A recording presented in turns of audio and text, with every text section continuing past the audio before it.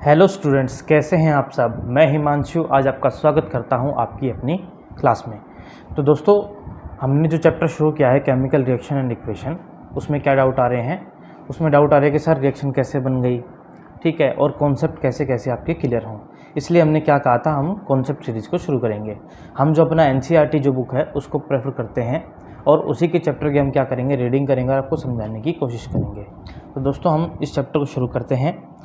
One by one हम इसकी question भी कर चुके हैं, लेकिन अब हम क्या करेंगे, इसकी चैप्टर की पूरी थ्योरी हम देखेंगे। तो चलिए दोस्तों शुरू करते हैं। दोस्तों, पहली लाइन क्या लिख रखी है, facts are not science as the dictionary is not literature. ये मार्टिन एच फिशर जी ने कहा था। इन्होंने क्या कहा, बहुत खूबसूरत लाइन है। इन्होंने कहा था कि आपके सामने जो भी फैक्ट है ज़रूरी नहीं कि वो साइंस हो, ठीक है, और जो आपकी लाइब्रेरी है ना, या आपकी डिक्शनरी है, ज़रूरी नहीं वो लिटरेचर हो। मतलब डिक्शनरी में ज़रूरी नहीं है आपके काम की बातें ही लिखी हो, ठीक है। अपने चैप्टर का नाम है केमिकल रिएक्शन एंड इक्वेशन। तो चलिए दोस्तों शुरू कर रहे हैं। Consider the following situation of daily life and think what happen when milk is left at the room temperature during summers, ठीक है। इन्होंने कहा है कि भाई इस कंडीशन को देखते जाइए और बताइए क्या क्या होता जाता है। तो अगर दूध को रूम टेम्परेचर छोड़ दिया जाए गर्मियों के अंदर, तो बेटा दूध फट जाएगा। भी एक आयरन तवा है, उसको क्या करेंगे, ह्यूमिड एटमॉस्फेयर छोड़ेंगे तो क्या हो जाएगा, रस्टिंग ऑफ आयरन हो जाएगा। अगर ग्रेप्स को छोड़ दिया जाएंगे, अंगूर को कैसे छोड़ दिया जाएगा, तो क्या हो जाएगा, अंगूर खट्टे हो जाएंगे। अगर खाने को पका लिया जाएगा तो क्या होगा, वो कच्चा नहीं रह जाएगा, उसके अंदर के इंग्रेडिएंट्स जो होंगे वो बढ़ जाएंगे, लेकिन साथ ही साथ उसके अंदर कोई वायरस बैक्टीरिया टाइप कुछ होगा तो वो क्या होगा, ख़त्म हो जाएगा।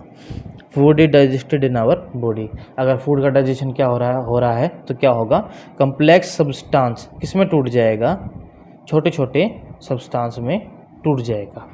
और अगर हम रेस्पायर कर रहे हैं, इफ़ वी रिस्पायर, तो क्या होगा, हमारे अंदर क्या होगा, इनहेल और एक्सहेल दोनों का ही क्या होगा, प्रोसेस होगा। In the above situation, the nature and the identity of the initial substance have somewhat changed. इन सभी के अंदर क्या होगा, जो पहले था ना वो बाद में नहीं रहेगा। फिर जैसे हम क्या कह रहे हैं कि कोई आयरन तवा है, पहले वो जैसा था, बाद में उस रिएक्शन के बाद वैसा नहीं रहेगा, ये वो कहना चाहता है। We have already learned about physical change and chemical change in our previous classes. 9th class के अंदर हमने देखा था फिजिकल चेंज और केमिकल चेंज। केमिकल चेंज में क्या होता है दोस्तों, कि कोई भी प्रोडक्ट है, मान लीजिए ये एक प्रोडक्ट है, तो इसी का ही एक प्रोडक्ट बनेगा, ठीक है। मतलब प्रोडक्ट क्या होगा, न्यू प्रोडक्ट नहीं बनेगा, ठीक है। क्या होगा, सिर्फ थोड़ा बहुत चेंजेस होगा। और जबकि फिजिकल चेंजेस में क्या होता है, फिजिकल चेंजेस में क्या होगा, उसका जो अंदर का स्टेट है, फिजिकल स्टेट है, वो क्या होगा, चेंज हो जाएगा और कोई भी चेंजेस बड़ा देखने को नहीं मिलेगा। कहने का मतलब क्या है दोस्तों, कि केमिकल रिएक्शन के अंदर एक पूरा का पूरा सब्सटेंस क्या होता है, चेंज हो जाता है। जैसे अगर मैं कहूँ कि एसिड और बेस को अगर हम रिएक्ट करवा दें, एसिड और बेस को रिएक्ट करवा दें, तो एसिड बेस नहीं रहेंगे, साल्ट बन जाएगा और साथ में क्या बन जाएगा, वाटर का फॉर्मेशन हो जाएगा, ठीक है। You may perhaps be wondering as to what is actually meant by chemical reaction. और हम क्या कह सकते हैं केमिकल रिएक्शन के बारे में, ये हमने प्रीवियस क्लासेस में देखा था। How do we come to know that a chemical reaction has taken place, let us perform some activities to find the answer of this question. भी केमिकल रिएक्शन क्या होती है, इसको करने के लिए हम एक केमिकल एक्टिविटी परफॉर्म करेंगे। इसने क्या किया है, burning of magnesium ribbon in air and collection of magnesium oxide in watch glass. भाई जैसे ही हम मैग्नीशियम रिबन को करते हैं ना, बहुत ज़्यादा रिएक्टिव होती है, वो एयर से रिएक्शन करके क्या बना लेती है, मैग्नीशियम के क्या बना लेती है, ऑक्साइड बना लेती है, जो कैसे रंग के होते हैं, वाइट कलर के होते हैं। इसकी इक्वेशन हम आगे देखेंगे, ठीक है। You must have observe that magnesium ribbon Burns with A dazzling white flame. देखो मैंने कहा था ना, कैसा है, वाइट फ्लेम का है और क्या बना रहा है, वाइट पाउडर बनाता है। क्या बनाता है, वाइट पाउडर बनाता है। और जो ये वाइट पाउडर बनाया है, इसी हम क्या कहते हैं, इसी को हम मैग्नीशियम ऑक्साइड कहते हैं। It is form due to the reaction between magnesium and oxygen present in the air. ये क्यों होता है, क्योंकि रिएक्शन हो रही है मैग्नीशियम और ऑक्सीजन के बीच में, ठीक है। या फिर कह सकते हैं मैग्नीशियम और एयर के बीच में क्या हो रही है, रिएक्शन हो रही है। लेकिन एयर में हम क्या कंसिडर कर रहे हैं, हम ऑक्सीजन को कंसिडर कर रहे हैं। उसी से रिएक्शन के बाद क्या बन रहा है, मैग्नीशियम ऑक्साइड दोस्तों बन रहा है। From the above three activities we can say that any of the following observation help to determine whether a chemical reaction take place और नॉट। हम केमिकल रिएक्शन भी हुआ है या नहीं हुआ कैसे पता लगा सकते हैं? ऊपर की एक्टिविटीज़ हम करेंगे तो कैसे करेंगे? बिग चेंज इन स्टेट हुआ है या नहीं हुआ है भाई? अगर भाई क्या था, सॉलिड था तो लिक्विड हो गया नहीं हो गया, ठीक है, लिक्विड था सॉलिड हो गया नहीं हो गया, क्या गैसेस फॉर्म में चला गया है, उनका कलर चेंज हुआ है या नहीं हुआ है, क्योंकि गैस का इवोल्यूशन हुआ है या नहीं हुआ है, और उनका कोई टेम्परेचर चेंज भी हुआ है या नहीं हुआ है। इन सब चीज़ों के साथ हम क्या कर सकते हैं? अपने केमिकल रिएक्शन के बारे में बता सकते हैं कि केमिकल रिएक्शन हुआ है या नहीं हुआ है। देखिए आपके पास एक क्वेश्चन आ जाए, मान लीजिए आपको कहें कि भाई केमिकल रिएक्शन क्या होता है, उसकी 4 प्रॉपर्टी बताओ। भाई अगर चेंज इन स्टेट हो गया तो केमिकल रिएक्शन हो गया, चेंज इन कलर हो गया तो हो गया, ठीक है, और इवोल्यूशन ऑफ गैस हो गया तो भी क्या हो गया? केमिकल रिएक्शन हो गया, और चेंज इन टेम्परेचर हो गया तो भी क्या हो गया? हमारा केमिकल रिएक्शन हो गया। इस क्या देखेंगे? इसकी हम रिएक्शन को देखेंगे दोस्तों। देखो इसकी रिएक्शन यहीं कहीं होगी। देखो ये मैग्नीशियम ऑक्साइड है, मैग्नीशियम ऑक्साइड मैग्नीशियम ऑक्सीजन के साथ क्या आ रही है? रिएक्शन कर रही है। देखिए चलिए आपको दिखाते हैं। अभी देखिए ये मैग्नीशियम और ऑक्साइड ऑक्सीजन क्या कर रहे हैं? आपस में रिएक्शन कर रहे हैं, और मैग्नीशियम ऑक्साइड का क्या कर रहे हैं? फॉर्मेशन कर रहे हैं। देखिए अब इसको देखते हैं। ये हमारे केमिकल रिएक्शन के बारे में ये बता रहा है। When A magnesium ribbon is burnt in oxygen, जब एक मैग्नीशियम रिबन ऑक्सीजन में बर्नट होता है तो क्या होता है? मैग्नीशियम ऑक्साइड के अंदर कन्वर्ट होने का काम करता है। अभी जो लेफ्ट हैंड साइड लिखा गया है ना, लेफ्ट हैंड साइड लिखा गया है बेटा, उसको क्या कहते हैं? रिएक्टेंट कहते हैं, और जो राइट हैंड साइड लिखा होता है उसको क्या कहते हैं? हम प्रोडक्ट कहते हैं। भाई 9th क्लास के अंदर हम क्या करते हैं? मोल कॉन्सेप्ट पढ़ते हैं, ठीक है, उसमें हम law of conservation of mass पढ़ते हैं, ठीक है। उसमें क्या करते हैं जी?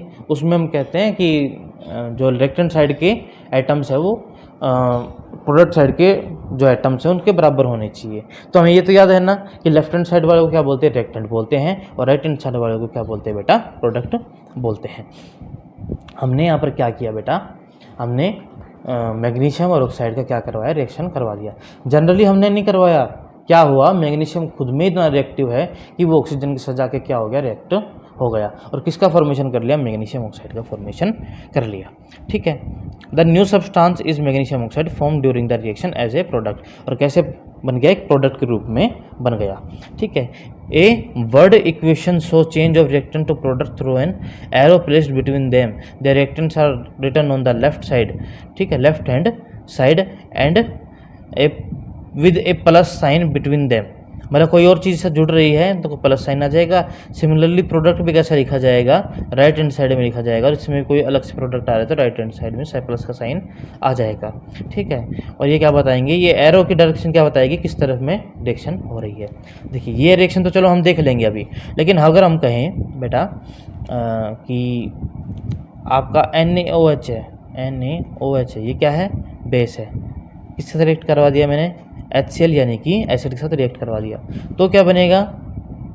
तो बेटा ये तो चला जाएगा किसके साथ? इसके साथ, और ये दोनों चले जाएंगे इसके साथ, क्योंकि पानी तो बनना ही है हमेशा, ठीक है। अगर ऐसी सिचुएशन होगी तो पानी तो बनेगा। ये क्या बन जाएगा? NaCl, और ये क्या बन जाएगा? H2, क्या बन जाएगा? H2O, ठीक है। ये क्या बन जाएगा? H2O। ये क्या है? सॉल्ट है। ये क्या था? एसिड था। ये क्या है? बेस है। दोबारा देखो, ये साल्ट क्या है? सॉल्ट, साल्ट बन जाएगा। अगर एसिड और बेस का रिएक्शन होगा, अगर एसिड और बेस का रिएक्शन होगा तो क्या बनेगा बेटा? एक्चुअली हमारा क्या बनता है? साल्ट ही बनता है, और पानी क्या होता है? बाहर निकल जाता है। अब NaCl को देख के याद नहीं आता कि हमारे घर में जो टाटा नमक हम यूज़ करते हैं, आयोडाइड नमक होता है, उसको हम क्या कहते हैं? वो क्या है? NaCl ही है, ठीक है दोस्तों। रिएक्टेंट की साइड लिखे जाते हैं, लेफ्ट हैंड साइड में लिखे जाते हैं। रिएक्टेंट की साइड में लिखे जाते हैं, लेफ्ट हैंड साइड लिखे जाते हैं। प्रोडक्ट की साइड लिखे जाते हैं, राइट हैंड साइड लिखे जाते हैं। प्रोडक्ट की साइड लिखे जाते हैं बेटा, राइट हैंड साइड लिखे जाते हैं। अब हमने उसी रिएक्शन को कंटिन्यू करते हैं कि उस रिएक्शन को कैसे लिखा जाता है। तो देख लेते हैं भाई, हमारा क्या जा रहा है? हम तो देखेंगे रिएक्शन, हमें तो सीखना है, ठीक है। Is there any other shorter way to representing chemical reaction? क्या इन सभी चीज़ों को लिखने की क्या शॉर्टर वे है? भाई अभी तो हमने किया शॉर्ट रिएक्शन, मैंने तो नहीं लिखा सोडियम क्लोराइड है, सोडियम हाइड्रोक्साइड है। वैसे ही हम क्या करेंगे? बाकी रिएक्शन को भी ऐसे ही डिनोट करेंगे, ठीक है। क्या होगा? हमने कहा मैग्नीशियम को Mg बोलते हैं, ऑक्सीजन को मॉलिक्यूल फॉर्म में होने के कारण O2 बोलते हैं, और जैसे ही रिएक्ट करते हैं किसका निर्माण करते हैं, मैग्नीशियम ऑक्साइड का निर्माण करते हैं। और ये कैसा होता है, वाइट फ्लेम प्रोड्यूस करेगी और वाइट कलर की होती है। ये किस में पूछा गया है, आपकी 10th की CBSE के एग्जाम्स में ये क्वेश्चन पूछा गया है कि उन्होंने क्या कहा कि एक एक्स एलिमेंट है, ठीक है, उसको एयर साथ रिएक्ट करने पर वाइट फ्लेम प्रोड्यूस हो रही है और वाइट पाउडर ही प्रोड्यूस हुआ है, ठीक है। उसने उसको किसी और तरीके से लिख दिया, ठीक है, उसने x मान लिया, कुछ और मान लिया, y मान लिया, और फिर ये कह रहा है कि ये x क्या होना चाहिए, ठीक है। तो आप बता देंगे कि x क्या होगा, मैग्नीशियम हो गया, जो ऑक्सीजन से रिएक्ट करके क्या बनाता है, वाइट फ्लेम और वाइट पाउडर बनाने का काम करता है, ठीक है। Count and compare the number of atoms of each element on the LHS and RHS of the arrow. अब हम इसको देखेंगे कि दोनों साइड बराबर है या नहीं है, बराबर है क्या जी, 2 मिनट को अभी देख लेते हैं। देखो अब दोबारा देखो, काउंट करो इनके नंबर, mg यहाँ 1 है, यहाँ पर भी 1 है, बहुत शाबाश की बात है। तो यहाँ पर 2 है, यहाँ पर तो लेकिन 1 है, मतलब नहीं तो law of conservation of mass को वायलेट कर गया भाई। मतलब हम क्या कह रहे हैं बेटा कि आपका 9th में हमने पढ़ा था law of conservation of mass है, हमने कहा रिएक्टेंट साइड के क्या है number of atoms, product side के नंबर ऑफ एटम्स को क्या करते हैं, आपस में इक्विवेलेंट कर जाते हैं। चलिए सर, तो ये तो बहुत अच्छी बात है, लेकिन आपने यहाँ तो नहीं दिखाया।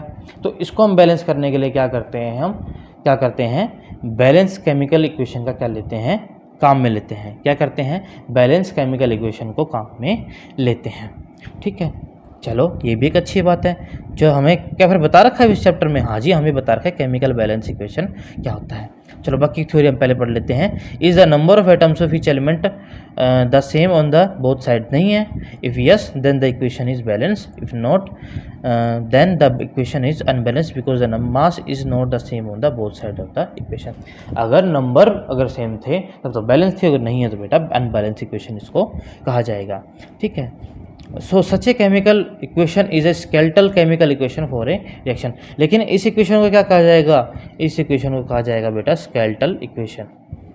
अगर हम बायोलॉजी पढ़ते हैं, अभी तो पढ़ते हैं हम सभी के सभी, ठीक है, तो क्या होगा, बायोलॉजी पढ़ते हम देखेंगे कि एक स्केलेटल सिस्टम आता है, क्या है, हमारे हड्डियों का ढांचा है, जो हमें क्या करता है, पोस्चर प्रोवाइड करता है, जो हमें क्या देता है, एक शेप प्रोवाइड करता है, ठीक है। इसी प्रकार से ये जो आपकी रिएक्शन की स्केलेटल है ना, ये क्या करती है, इसको क्या देती है, एक पोजीशन देती है, ये बताती है चाहे इसके आगे 2 लग जाए, 3 लग जाए, किसी के आगे 6 लग जाए, 12 लग जाए, कुछ भी लग जाए, मतलब बेटा फिर भी हम क्या देखेंगे, ये रहेगा तो मैग्नीशियम ही रहेगा, तो ऑक्सीजन ही रहेगा, तो मैग्नीशियम ऑक्साइड ही। तो नंबर लिख देने से कोई भी प्रॉब्लम हमें नहीं आएगी। चलो इसको बैलेंस करने के लिए कोई पूछ रहा है तो मैं बता देता हूँ बेटा, मैग्नीशियम ऑक्साइड के आगे 2 लिख देते हैं, ठीक है। तो ऑक्सीजन 2 हो गए, लो मैग्नीशियम भी 2 कर दो, दोनों क्या हो गए, बैलेंस हो गए। सर आपने तो कर दिया, हम तो नहीं कर पाएंगे। सर आप तो देख देख के कर सकते हैं, हम कैसे करेंगे पेपर में, ठीक है, और हम भूल के तो इसके लिए क्या है, बैलेंस केमिकल इक्वेशन का फॉर्मूला दिया गया है। क्या दिया गया है बेटा, बैलेंस केमिकल इक्वेशन का क्या दिया गया है, फॉर्मूला दिया गया है। चलो इसको पढ़ते हैं, ठीक है। बैलेंस केमिकल इक्वेशन क्या होती है, जो law of conservation of mass के ऊपर बेस होती है। किसके ऊपर होती है, law of conservation of mass के ऊपर बेस होती है। एक क्वेश्चन आपका यहीं से आएगा, ठीक है, कि किसके ऊपर बेस होती है, law of conservation of mass के ऊपर डिपेंड होता है। ये क्या कहता है कि mass neither be created nor be destroyed, ठीक है, इन ए केमिकल इक्वेशन। ना ही तो मास को हम अलग से प्रोड्यूस कर सकते हैं, ना ही क्या कर सकते हैं, ख़त्म कर सकते हैं, ठीक है। That is the total mass of the element present in the products of a chemical reaction has to be equal to the total mass of elements present in the reactants. मतलब प्रोडक्ट साइड में जितने भी होंगे क्या होंगे, मास होगा, उतना ही reactant side में क्या होगा, एटम या फिर मास होगा। इसको दूसरे शब्दों में इसने क्या कहा है, अब हमारी बात को ये एक्सेप्ट कर रहा है। जैसे मास बोल रहा था, atoms of the each element remains the same before and after a chemical reaction. ये भी इस बात को मानता है कि नंबर ऑफ एटम्स रिएक्टेंट और प्रोडक्ट साइड में दोनों की साइड क्या रहेगा, बराबर होगा, तभी क्या कहेंगे हम इसको, बैलेंस केमिकल इक्वेशन कहेंगे। अगर बैलेंस नहीं हुआ तो बेटा, अगर बैलेंस नहीं हुआ तो इसको अनबैलेंस इक्वेशन कहेंगे। अनबैलेंस या फिर स्केलेटल इक्वेशन इसको कहेंगे। क्या कहेंगे, अनबैलेंस या स्केलेटल इक्वेशन इसको कहेंगे। अपन स्टेप बाय स्टेप चलेंगे, ज़्यादा तेज़ अपने को नहीं दौड़ना है। पहला स्टेप क्या है, ये हमें कह रहा है कि अजी देखो, पहला क्या है, जिंक है, सल्फ्यूरिक एसिड है, दोनों आपस में रिएक्ट करते हैं और क्या बनते हैं, जिंक सल्फेट और हाइड्रोजन को बनाने का काम करते हैं। जिंक सल्फ्यूरिक एसिड साथ क्या रिएक्ट करके, देखो जिंक है, ये क्या कह रहा है, जिंक है जी।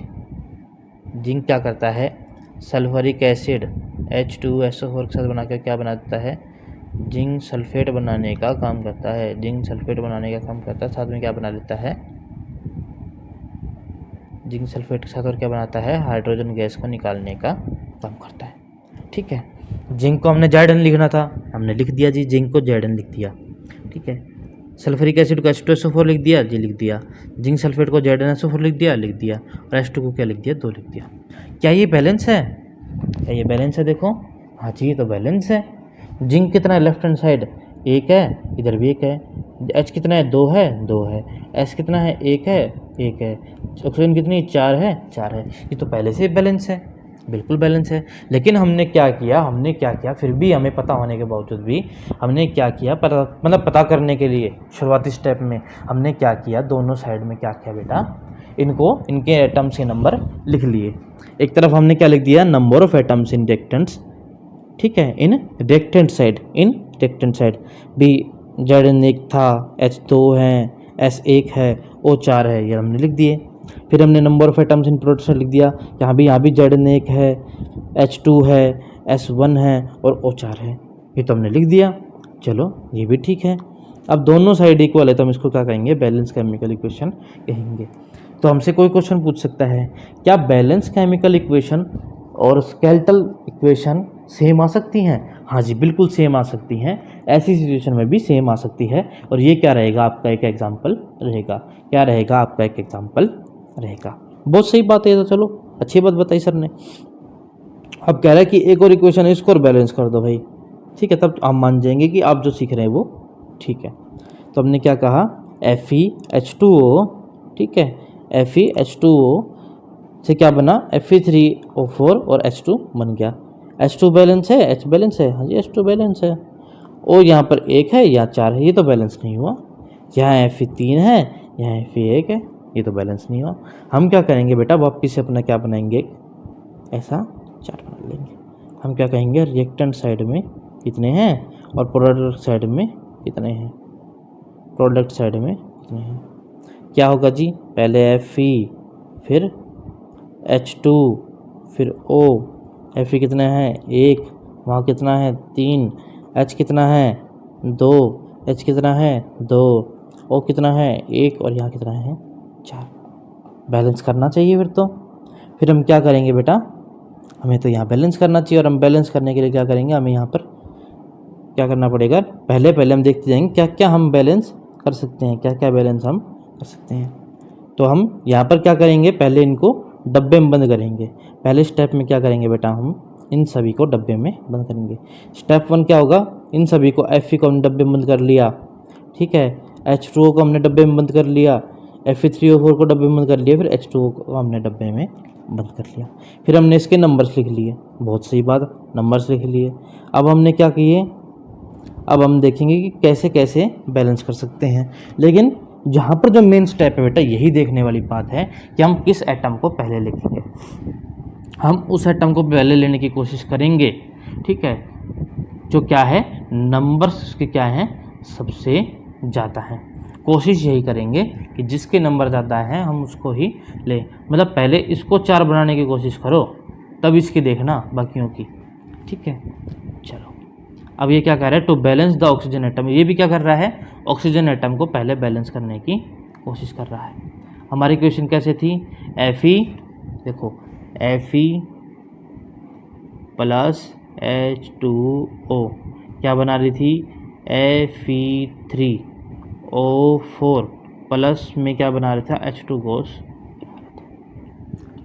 हमने कहा O को तो बैलेंस करना चाहिए, तो यहाँ पर क्या आ जाएगा बेटा, 4 आ जाएगा। यहाँ पर 4 आ जाएगा तो हमारा क्या हो जाएगा, हाइड्रोजन क्या हो जाएगा, 8 हो जाएगा। अब हमारा हाइड्रोजन यहाँ क्या हो गया बेटा, 8 हो गया हाइड्रोजन।